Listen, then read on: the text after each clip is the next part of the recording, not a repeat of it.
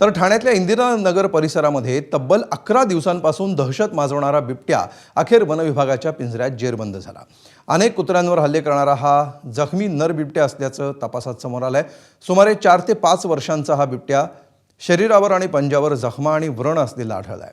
इतर हिंस्र प्राण्यांसोबत झालेल्या झुंजीमध्ये तो जखमी झाला असावा असा प्राथमिक अंदाज वनविभागाने व्यक्त केलाय। 11 दिवसांच्या शोधमोहिमेनंतर त्याला पकडण्यात यश आलं असून नागरिकांना मोठा दिलासा मिळालाय। बिबट्याला पुढच्या उपचारांसाठी संजय गांधी राष्ट्रीय उद्यानातल्या रेस्क्यू सेंटरमध्ये हलवण्यात आलंय।